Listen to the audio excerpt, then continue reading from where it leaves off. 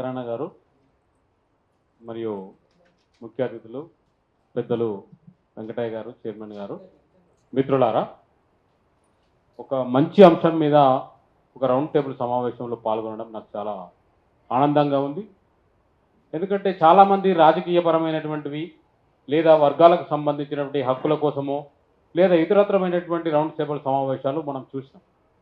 కానీ మొత్తంగా అణగారిన వర్గాల ప్రజలు పిల్లలు ఎక్కడైతే చదువుతున్నారో ఆ రంగం కనుక బలోపేతమైతే సమర్థవంతమైన మానవ వనరుల వృద్ధి జరుగుతుంది అనే ఒక విశాలమైన దృక్పథంతో ఈ సమావేశం నిర్వహిస్తున్నటువంటి దళిత బహుజన ఫ్రంట్ వారికి ముందుగా వారికి అభినందనలు. ప్రపంచంలో మనము ఏ దేశం యొక్క ప్రగతిని చూసుకున్నా ఎక్కడైతే మానవ వనరుల అభివృద్ధి జరుగుతుందో ఆ దేశము వైజ్ఞానిక రంగంలో కానీ ఆర్థిక రంగంలో కానీ పటిష్టంగా ఎదుగుతుంది. ఎక్కడైతే విద్యారంగం కుంటుపడుతుందో అక్కడ మానవ సామర్థ్యాలు అన్నటువంటివి వాళ్ళ బలహీనంగా ఉండి వాళ్ళు వైజ్ఞానిక రంగంలోనూ మరియు ఆర్థిక రంగంలోనూ బలహీనంగా ఉండడం అన్నటువంటిది జరుగుతుంది. ఈ విద్య అన్నటువంటిది ఈ భూమి మీద ఎట్లా పరిచయం అయింది, అసలు భూమి మీద మొదటి పాఠశాల ఎక్కడ పెట్టిర్రు, మొదటి గురువు ఎవరు అని చాలా పరిశోధన చేస్తూ ఉంటే, అబ్జర్వేషన్ చేస్తూ ఉంటే ఈ భూమండలం మొత్తం మీద తొలి పాఠశాలలో గ్రీకులో పెట్టినట్టుగా మనకు కొన్ని ఆధారాలు కనబడతాయి. అందుకే ఈ ప్రపంచానికి దశ దిశ నిర్దేశం చేసినటువంటి అనేక మంది శాస్త్రవేత్తలు, అనేక మంది తత్వవేత్తలు వాళ్ళందరూ కూడా గ్రీకులోనే పుట్టినట్టుగా మనకు కనబడుతుంది. అంటే దీని నుండి మనకు అర్థమయ్యేది ఏమిటి అని అంటే, ఎక్కడైతే విద్యా అభివృద్ధి పటిష్టంగా ఉంటుందో ఆ దేశంలో తత్వవేత్తలు, సామాజికవేత్తలు, ఆర్థికవేత్తలు, శాస్త్రవేత్తలు ఎదగడమే కాదు వారే ప్రపంచానికి దశా దిశ నిర్దేశం చేయగలుగుతారు అన్నటువంటిది గ్రీక్ యొక్క విద్యారంగాన్ని మనం చూస్తే మనకు తెలుస్తుంది.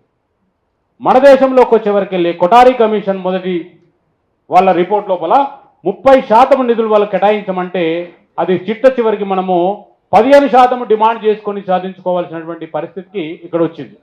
అది కూడా అధికారంలో ఉన్నటువంటి పార్టీ తన మేనిఫెస్టోలో పెట్టినటువంటి 15% నిధులైనా మీరు ఇవ్వండి అని చెప్పేసి మనం అడుక్కునే పరిస్థితి ఇవాళ ఈ పరిస్థితి ఉన్నది.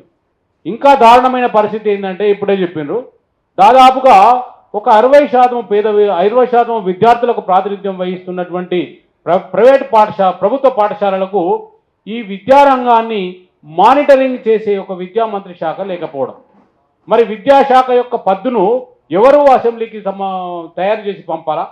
అదేవిధంగా 10% కలిగినటువంటి గిరిజనులకు కానీ 20% ఉన్నటువంటి దళితులకు, ఎస్సీలకు కానీ వీళ్ళకు కూడా మంత్రి పదవులు లేనటువంటి పరిస్థితి. ఈ శాఖల యొక్క ప్రగతి కానీ, ఈ శాఖల యొక్క అభివృద్ధి కానీ, ఈ శాఖల యొక్క అవసరాలు కానీ అసెంబ్లీలో చర్చించడానికి ప్రతిపాదనలు ప్రవేశపెట్టే మంత్రి కూడా లేకపోవడం అనేటువంటిది చాలా దారుణమైనటువంటి విషయం.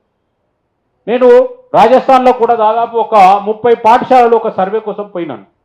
అక్కడ విద్యార్థులకు మన దగ్గర లంచ్ ఏ విధంగానే పెడుతున్నామో అక్కడ టిఫిన్ పెట్టడం అన్నటువంటిది నేను గమనించాను. సార్ మీరు కూడా పోయినచ్చు, అక్కడ కూడా బ్రేక్ఫాస్ట్ పెట్టడం అని జరిగింది.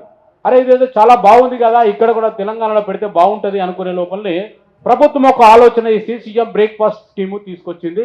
నేనైతే చాలా సంతోషపడ్డా.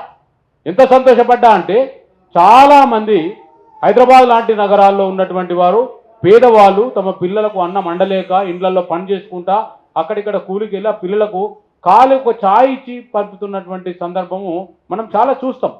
అటువంటి పిల్లలకు స్కూల్కు వెళ్ళగానే ఒక బ్రేక్ఫాస్ట్ లభిస్తుంది అంటే ఎంత మంచి స్కీమ్ అని చెప్పేసి అనుకున్నాం. అది ఒక ఎన్నికల స్కీమ్ గాను ఆ పార్టీ ఓడిపోగానే అది కుంటుపడడం అన్నటువంటిది నిజంగా నేను చాలా బాధపడింది. సో ఏది ఏమైనప్పటికీ కూడా విద్యారంగంలో పిల్లవాడికి అన్ని రకాల సౌకర్యాలు ప్రభుత్వ రంగంలో ఎక్కడైతే కల్పించబడతాయో, ఎక్కడైతే అందుబాటులో ఉంటాయో అక్కడనే సమాజం బాగా అభివృద్ధి చెందడం అన్నటువంటి జరుగుతుంది. అందుకే మనం అందరం కూడా, నేను అనుకుంటున్నాను ఇక్కడ ఉన్నటువంటి వాళ్ళందరూ కూడా ప్రభుత్వ పాఠశాలలో చదువుకొని వచ్చినటువంటి వారే ఇవాళ సామాజిక ఉద్యమాలు చేస్తున్నారు, సమాజం గురించి పట్టించుకుంటున్నారు. ఇంకా చెప్పాలంటే తెలంగాణ ఉద్యమానికి నాయకత్వం వహించిందంతా కూడా ప్రభుత్వ పాఠశాలలో చదువుకున్నటువంటి వాళ్ళే. సో ఇక్కడ ప్రభుత్వ పాఠశాలలు ఎంత పటిష్టంగా ఉంటే ఇక్కడ సామాజిక ఉద్యమాలే కాదు సామాజిక పటిష్టత, సామాజిక చైతన్యము అంత బాగుండడం అన్నటువంటి జరుగుతుంది. ఈ ప్రభుత్వ పాఠశాల వ్యవస్థ బాగుండాలంటే పాఠశాలలకు నిధులు ఉండాలి. పాఠశాలకు నిధులు ఉండాలంటే బడ్జెట్లో కేటాయింపులు ఉండాలి. కేటాయింపులే దాదాపుగా 6% పడిపోయినప్పుడు ఇక ఇక్కడ విద్యారంగ పరిస్థితి ఎట్లా ఉంటుందో దాని కేటాయింపులు చూస్తే మనకు అర్థమవుతుంది. కాబట్టి ఈ విద్యారంగ కేటాయింపులకు యొక్క ప్రారంభమైనటువంటి దాన్ని ఇదే విధంగా ప్రభుత్వం మీద ఒత్తిడి తీసుకొచ్చి వచ్చే బడ్జెట్లోనైనా కనీసము 15% వారిచ్చినటువంటి హామీ మేరకు ఇవ్వాలని డిమాండ్ చేయడమే కాదు, అవసరమైతే ఒత్తిడి తీసుకునే కార్యక్రమంలో నేను భాగస్వామ్యం అవుతానని ఈ సందర్భంగా తెలియజేస్తూ ముగిస్తున్నాను. Thank you.